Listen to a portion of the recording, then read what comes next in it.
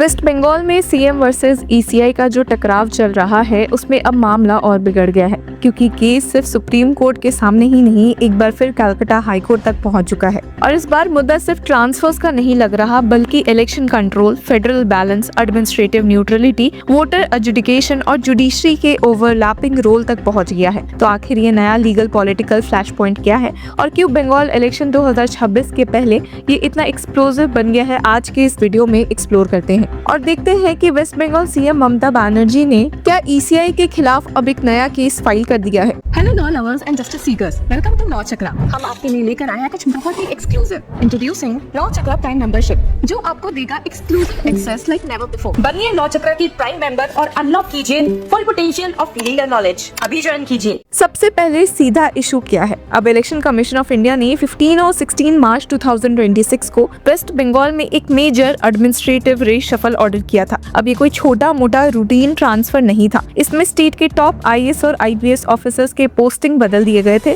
कुछ को हटा दिया गया था, कुछ को इलेक्शन रिलेटेड ड्यूटी से अलग किया गया और कुछ नए ऑफिसर्स को की पोजीशंस पर लाया गया था। ऑफिशियल जस्टिफिकेशन ये दिया गया कि polls neutral, transparent and free from any kind of bias होने चाहिए। अब कमीशन ने अपनी जीरो टॉलरेंस पॉलिसी का भी हवाला दिया और कहा कि sensitive district, violence prone areas और कंप्लेंट हैवी जोन्स में इम्पार्शियल मशीनरी बेहद जरूरी है। हालांकि मामले बिगड़ गए थे जब वेस्ट बंगाल सीएम ममता बनर्जी ने इस केस में एक स्ट्रॉन्ग ऑब्जेक्शन लेटर सीधे ईसीआई को लिख दिया था और एक काफी इंपॉर्टेंट बात हाईलाइट की। उन्होंने अपने लेटर में लिखा था कि I am constrained to write with regard to the recent orders issued by the election commission of India dated March 15 and 16, 2026 directing the transfer and unilateral placement of several senior officers of the state administration। ये line अपने आप में soft protest नहीं बल्कि एक formal institutional challenge लगती है।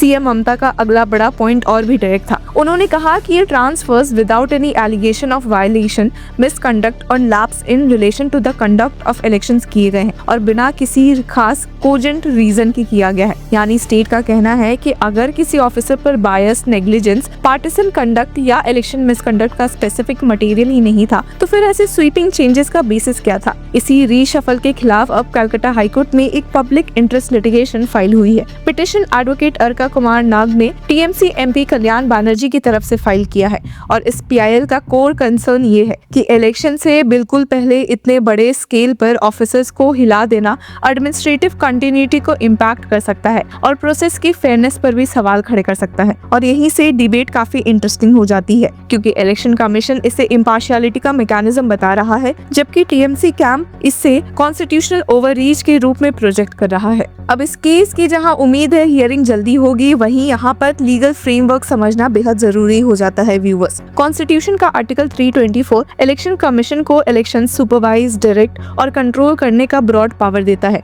इसी के साथ representation of the people act 1950 का सेक्शन 113 सीसी और representation of the people act 1951 का सेक्शन 28A भी रिलेवेंट है। सीएम ममता बनर्जी ने अपने लेटर में खुद ये माना भी था कि इलेक्शन ड्यूटी पर लगाए गए ऑफिसर्स कमीशन के इफेक्टिव कंट्रोल में आ जाते हैं। लिखा था कि it is well recognised that by virtue of article 324 officers engaged in election related duties are deemed to be on deputation to the election commission during the election period. तो legal fight का point ये नहीं है कि ECI के पास power है या नहीं, पावर को स्टेट साइड भी डिनाई नहीं कर रहा, पर कोर फाइट ये है कि क्या इस पावर का एक्सरसाइज आर्बिट्ररी लग रहा है, क्या ड्यू कंसल्टेशन होनी चाहिए थी और क्या कॉन्स्टिट्यूशनल प्रॉपर्टी फॉलो हुई है। सीएम ममता बनर्जी का स्ट्रॉन्गेस्ट कॉन्स्टिट्यूशनल आर्गुमेंट शायद यही था जब उन्होंने लिखा कि historically during the previous elections the commission while exercising these powers has consistently consulted the state government as a matter of constitutional property and administrative convention. यानी स्टेट का स्टैंड ये है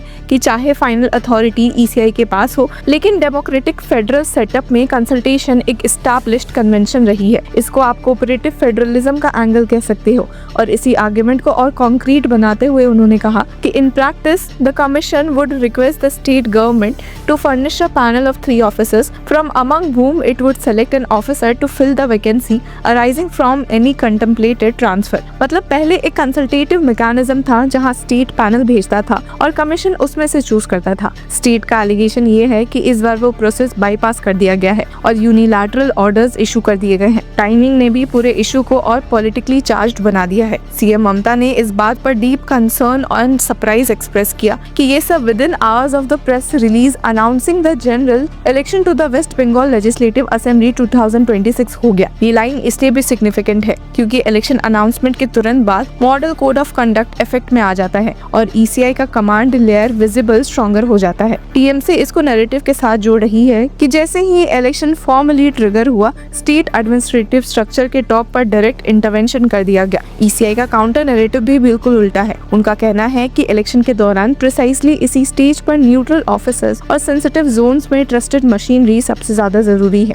लेकिन इस पूरे कॉन्फ्लिक्ट को और कॉम्प्लिकेटेड बनाता है एक दूसरा पैरेलल डेवलपमेंट जिसका डायरेक्ट रिलेशन वोटर रोल्स और जुडिशरी से है। 19 फरवरी को एक दिन पहले जब election commission under adjudication marked voters की फर्स्ट सप्लीमेंट्री लिस्ट पब्लिश करने वाला था, Calcutta high court chief justice Sujay Paul ने state home secretary Sanghamitra Ghosh, DGP Siddhanath Gupta और कोलकाता पुलिस कमिश्नर अजय रनारे के साथ मीटिंग की। सीओ ऑफिस के सोर्सेज के मुताबिक ये मीटिंग स्पेसिफिकली सिग्निफिकेंट मानी गई है क्योंकि बंगाल में वोटर्स के एजुडिकेशन को लेकर ऑलरेडी टेंशन बिल्ड हो रहा है। अब 28 फरवरी को ईसीआई ने स्पेशल इंटेंसिव रिवीजन के बाद 6.44 करोड़ एलिजिबल इलेक्टर्स की फाइनल लिस्ट पब्लिश की थी। साथ ही 60.6 लाख से ज्यादा वोटर्स की एक सेपरेट लिस्ट रिलीज हुई थी जिसे logical discrepancies and unmapped categories के अंदर प्लेस किया गया था। सुप्रीम कोर्ट के डायरेक्शन के बाद इन्हीं 60.6 लाख वोटर्स को अंडर एजुडिकेशन मार्क किया गया और उनकी एलिजिबिलिटी जुडिशियल ऑफिसर्स डिसाइड कर रहे हैं। पर इन्हीं सब के बीच सवाल अब ये है कि कलकत्ता हाई कोर्ट में पब्लिक इंटरेस्ट लिटिगेशन का लीगल थ्रस्ट क्या हो सकता है।